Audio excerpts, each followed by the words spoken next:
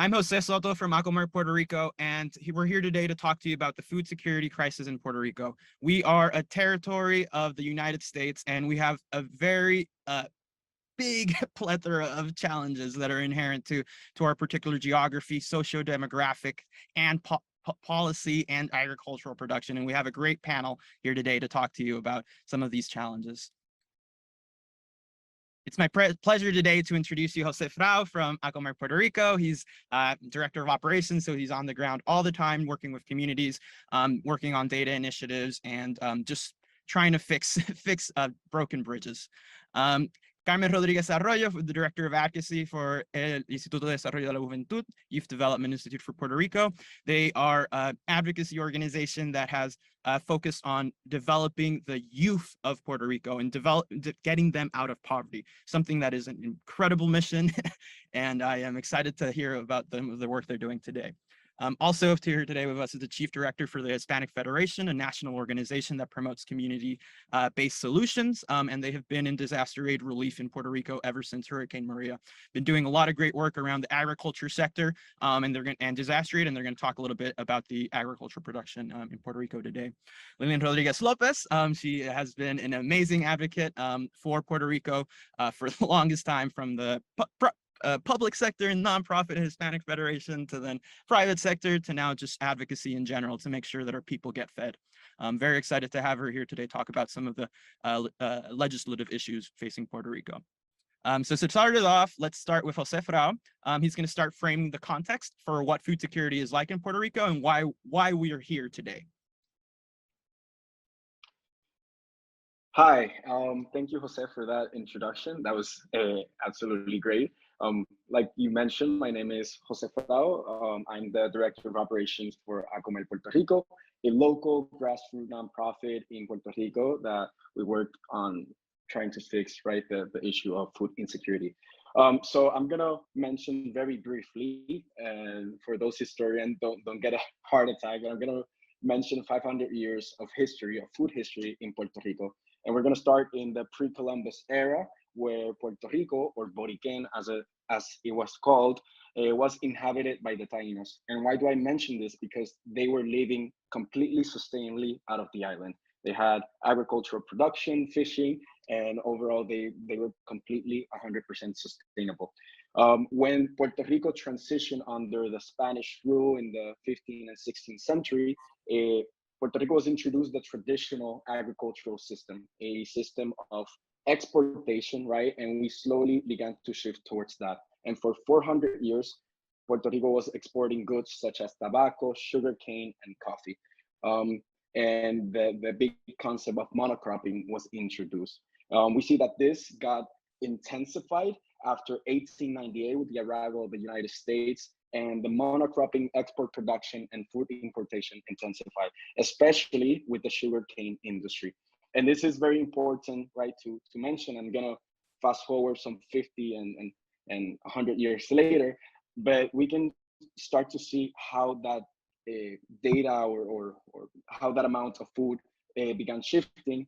For example, in 1951, we see that Puerto Ricans consumed approximately 76% of locally produced food.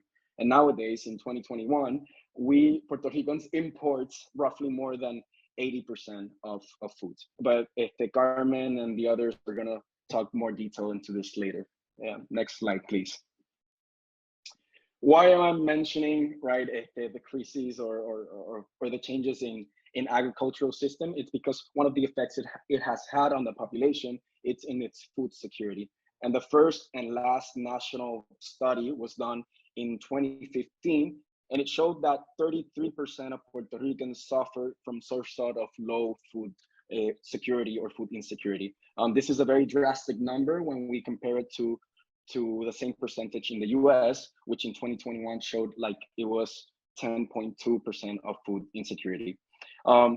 It is very important to say this because the last study was done in 2015. And since then, 7 years has passed, but they haven't been 7 normal years. We've been hit with 3 hurricanes, we had change in government, earthquakes, and of course, we have suffered the effects of the COVID-19 pandemic. So it's very important to mention that as well. Next slide. And also, I want to finish off saying that food security, it's not just the agricultural production, using the same definition of the FAO. It's the physical and economic accessibility of nutritional food. And nutrition is a key concept here because since, in following the data and the health of some statistics in Puerto Rico, we see that 68% of the population of 18 and older are obese and overweight. We see the same percentage in 65-year-old older adults are the same obese and overweight. And the top two chronic conditions are hypertension and cholesterol, all preventable diseases. When we move to diabetes, which is the third most common cause of death, it is affecting 1 out of 6 adults. So at the end, with all this data, I just want to say that, again, food security, it's not just important because of agricultural production or the stability of the island, it's also affecting the health and the quality of life of almost every Puerto Rican. And thank you, Jose, for that statement. Thanks, Jose, for getting us started on this conversation. Now I want to transition to Carmen to start talking about the demographics of our people and what do people actually look like? How are they eating? What is the system? And just talk a little bit more about that. Perfect. Thanks, Jose. Definitely let's talk about the people of Puerto Rico and how their circumstances are impacting their food security. So we know that Puerto Rico's population is larger than that of 20 states. And among US states and territory, we rank 4th largest in terms of population density. According to data from the one-year estimates from the American Community Survey, there are approximately 3.26 million people living in Puerto Rico, and 4 out of every 10 of them is either a child or youth under 18 years old or a person 65 years old or older. Our median income is significantly low. It's just under $22,000. That of families that are currently living in poverty is significantly less. 41% of our general population is living in poverty. We have a child poverty rate that has persisted at about 55, 57% for over 2 decades. We have a elderly population that is also living under poverty, about 38%. For 2021, the typical family structure in Puerto Rico is characterized by a single mother, head of household, with children. On average, about 2 children per household. This type of family unit makes up about 47% of all households with children. So about 216,000 children live in this type of family in Puerto Rico. Next slide. Now, we discussed that because it's very important, and we all know that there's a well-known relationship between poverty and food security. There was a 2015 study in Puerto Rico that showed that individuals with income of $25,000 or less were 3.3 times more likely to experience food insecurity than those that had higher income. This in regions of Puerto Rico, such as Arecibo, which comprises a portion of the north and central rural part of Puerto Rico, we see there that the prevalence of food insecurity is up to 41%. We have a large and very significant safety net program in Puerto Rico called the Nutrition Assistance Block Grant Program, which Lillian is going to go into detail on later on. But in Puerto Rico, we have almost 50% of all households that are participating in this program. The details and limitations on that program, I know Lillian is going to discuss in detail, but it's also important to know that there are other programs geared towards food security in Puerto Rico. We have the WIC program, which provides education and nutrition and breastfeeding, as well as food support to low-income women and children under 5 years old. We have child nutrition programs, including, most importantly, our school meals, which benefit hundreds of thousands of students in Puerto Rico. We have pandemic EBT, which Puerto Rico was initially excluded from, but now provides necessary support to ensure that kids are being fed through persistent school closures in Puerto Rico, which we have a lot of. And we have the family market, which is a program within the nutrition assistance program that provides an additional 6% benefit for participants to purchase locally produced foods at pop-up markets throughout Puerto Rico, but the impact of that program is significantly limited because of improper funding. Next slide. So while this program is important, we can't lose sight of the broader context affecting food security and the efficacy of these programs in Puerto Rico. And that's because it's important to keep in mind, Puerto Rico is not an island. We are an archipelago, right? This is important because Puerto Rico relies heavily on imported food, most of which comes from the US and lands in a main port in the capital city, and people that are living away from the city, including rural areas and our island municipalities, confront inequalities in food access, food variety or quality, food costs. And so also we are in our archipelago in the Caribbean, which means that we're subject to hurricanes each year that cause significant damage to our crops and agricultural productivity. For example, in 2017, Hurricane Maria destroyed 80% of our crop value and caused more than $780 million in losses. Next slide. So we know that more than 1 out of every 3 municipalities in Puerto Rico has a poverty rate of over 50% or higher. Now, while the median income for families with children is just under $22,000, families with children in the poorest municipalities of Puerto Rico struggle to make ends meet with just about $11,000. So the need for nutrition and assistance support is broad, but it's highest in municipalities that are in our central, mountainous regions and municipalities such as Guanica that have suffered tremendous losses recently from compounding disasters, including an earthquake swarm. So understanding how food security needs and challenges vary across our archipelago is necessary to implement effective and lasting solutions. Thanks, Carmen. And that's a great transition into Charlotte's work that you've been doing a lot with the agriculture sector and a lot of the systemic issues that we need to address. So very excited to hand it over. Thank you, Jose. Thank you to both Jose and to Carmen for going first. I'm going to try and connect some of the dots that both Carmen and Jose Frau began speaking of and share a little bit more on Puerto Rico's food system and the precarity that we are living with right now within that system.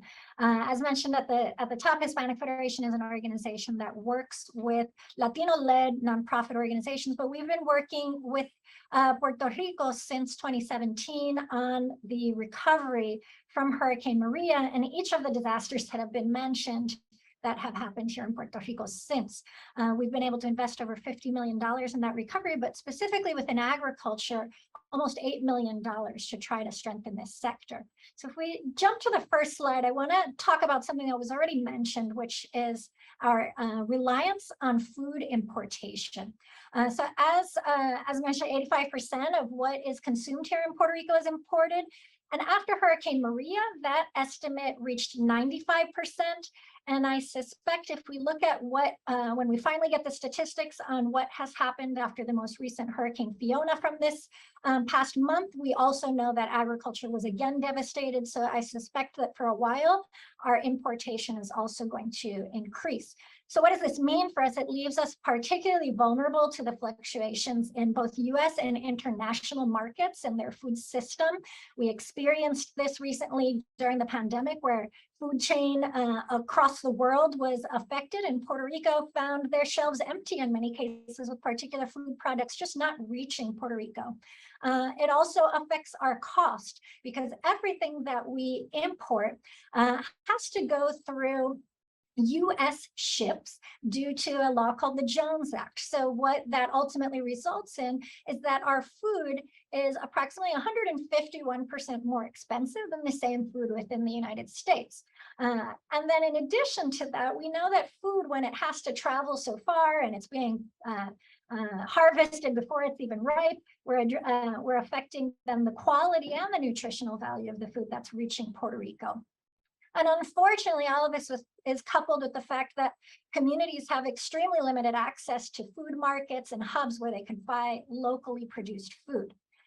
So why are we in this situation, relying on importation? If we can go to the next slide, I want to talk a little bit about the profile of our agriculture sector. So to begin with, we have an aging and low income sector for both our farmers and our fishers who are producing our food. In Puerto Rico, over 89% of our farmers are men over the age of 60. I want to compare that with the US overall, where only 34% of farmers are over the age of 65.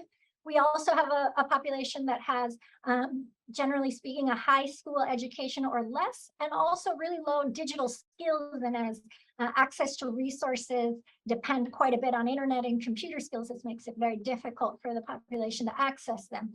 If you can go, there we go.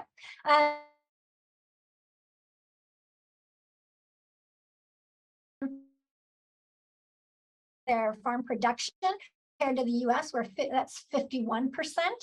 And then all of our farming and our fishing is really small scale. The average farm in Puerto Rico is 57 acres compared to 445 in the US. Carmen shared where some of our highest poverty is in Puerto Rico. It's no coincidence that those are also communities that rely predominantly on agriculture. So if we jump forward, then what are we seeing happening overall? For one thing, we've seen a major decrease in the amount and the diversity of our agriculture land use. From 1998 to 2018, agriculture production has dropped by 43.6%. Why is this happening? We have competing land uses such as energy projects and big community development initiatives. Climate change and the environmentally unsustainable practices that have often been promoted in agriculture have affected as well agriculture production. It was mentioned by Jose earlier that Puerto Rico for a long time promoted monoculture, and so that affected us as well, and we're seeing shifts in rain patterns and drought patterns that aren't allowing us to maximize production. We have a major issue with workforce here. We do not have the workforce needed to sustain the agriculture production at the level we need it to be. And then unfortunately, we don't have the strong policies and government support that we would like to see to really help promote the sector, as well as what we mentioned earlier, our competition with US and international production. Our scale cannot compete. So what do we think needs to happen? If you jump to the next slide, some of the things that are already happening or that we want to see happen to promote agriculture within the context of food security. First, we need more support for our farmers. And so this means looking at policies and programs that are going to facilitate access to land, capital, and other private and public resources, particularly for those smallest scale and new farmers. More capacity building and technical assistance that are going to help them learn better sustainable agriculture and business practices and be able to invest in the type of mitigation that they need on their farms to address climate change. And then looking at regulations that will promote that local production from some of the broader competition. And then locally in communities, more food hubs, more markets, more kitchens that will help communities connect to local agriculture, more promotion of agriculture, even as a career, and teaching agriculture practices in K-12 schools, more community gardens and subsistence farming. And then although you can currently use NAP in some farmers markets, we think we need to expand the use of that to all of the farmers markets and certainly invest more in rural community development. So thank you for that high level overview of what's happening in agriculture. Very excited to hear about that EBT payments for farmers markets. Definitely a lot to be done there. But it's a great transition to Lilian Rodriguez. She has been working on the NAP to SNAP transition with the Coalition for Food Security for the last 4 years. A lot of great work, and excited to hear about some of the next steps in the legislative sector for Puerto Rico's food security.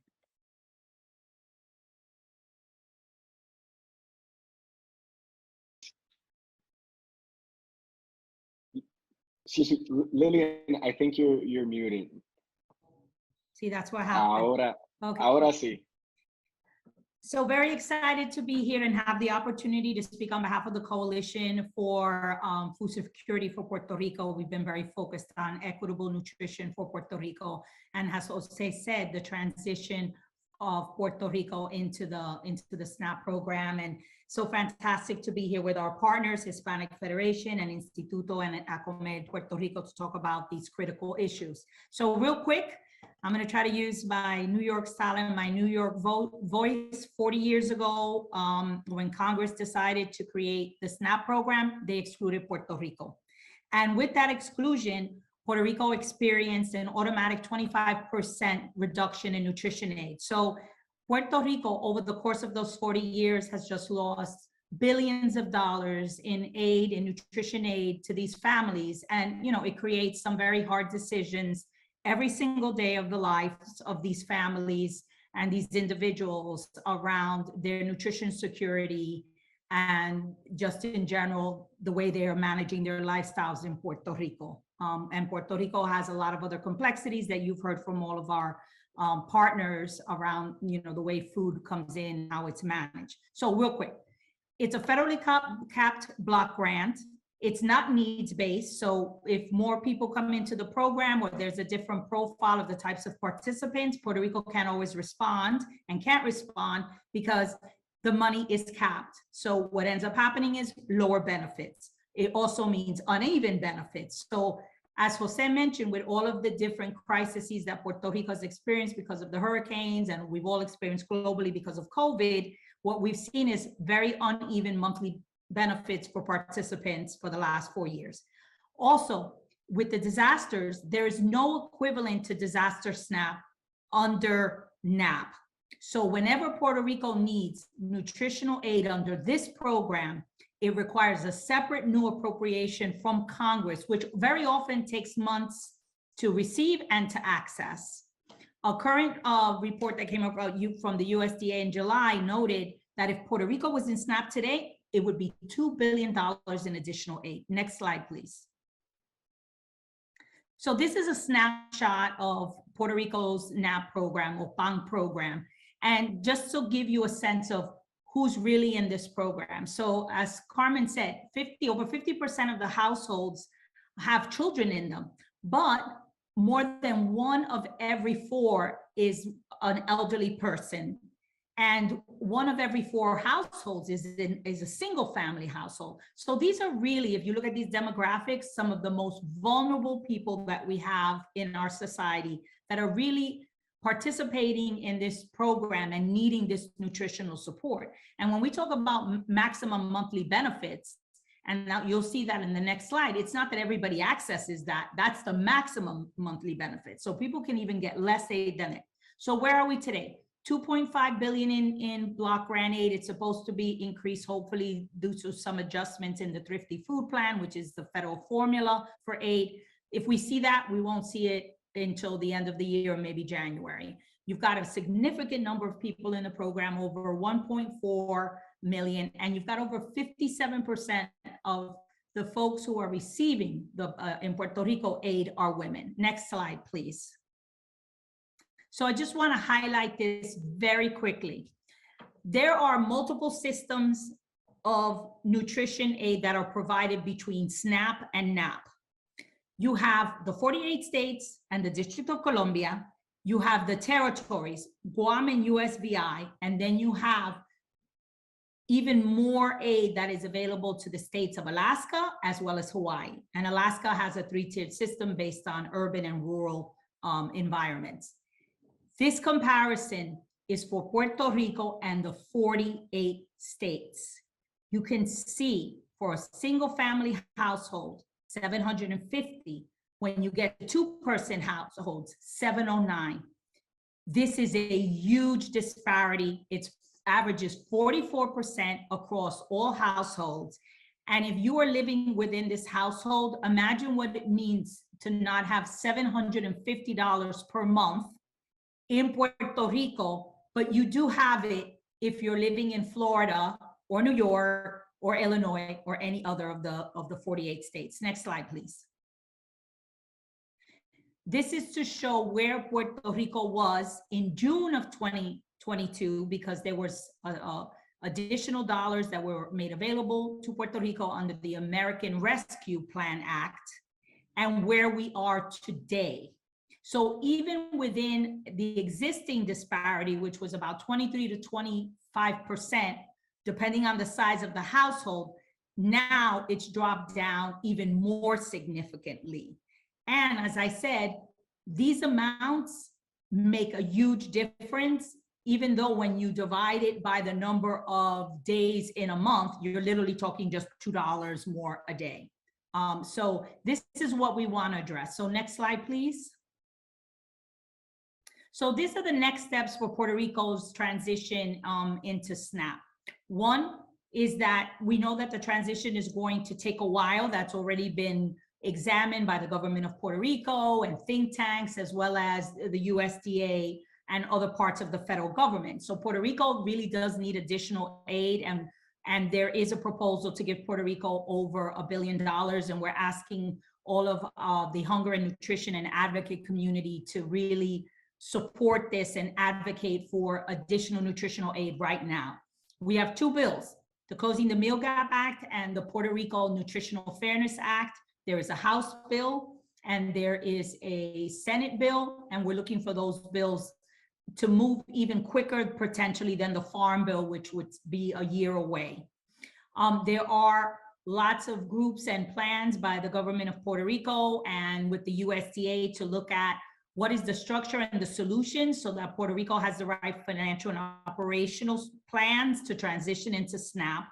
And we want to make sure that for those of you who are viewing this webinar, that you're thinking about everything you've learned today from Jose, from Carmen, from Charlotte, and how do we continue to make sure that we are elevating the conversation on nutrition and hunger in Puerto Rico, and that we are addressing the disparities that are affecting Americans in Puerto Rico who are deserving of the same federal benefit level as folks, persons, participants who are in the states and in the other territories and in Alaska and Hawaii. So thank you so much this opportunity.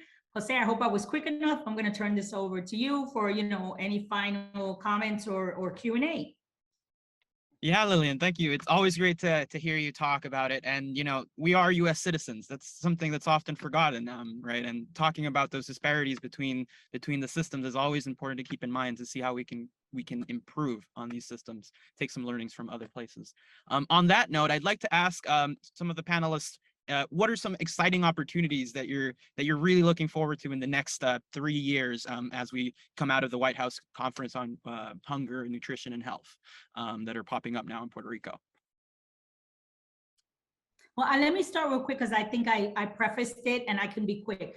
We absolutely have a lot of support across the current White House administration, as well as members of Congress. In the White House conference, several members, our House Rules Committee Chair McGovern, our Appropriations Chair DeLauro, and many others, Senator Gillibrand, Nydia Velázquez, who's also in the House, they've all spoken. This is the time to transition Puerto Rico into SNAP.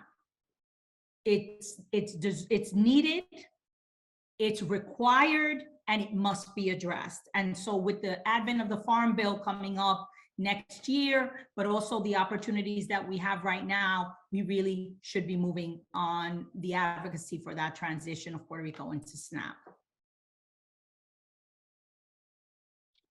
Yeah, and I'll add to that. I mean, it's critical that we ensure that these programs are sufficiently funded and that the block grant model is just not going to take us where we need to be in that regard. But there's also an opportunity to collaborate with organizations and government to ensure that there are healthy food incentive programs that are actually being able to impact, one of the elements that Frau was discussing during his presentation, access, right? We need to improve access to healthy and nutritious foods in Puerto Rico and ensure that the families are sufficiently well fed so that they can, thrive, which is what we all want. Yeah, and very important work that we're all doing, and I want to make sure that we can have a clear call to action to people in the United States and in the government for-profit, nonprofit sector, what do we want from them? What do we need from them?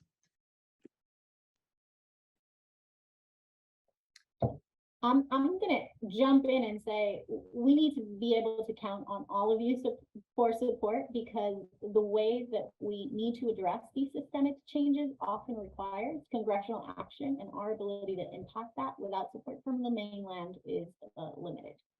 Lillian.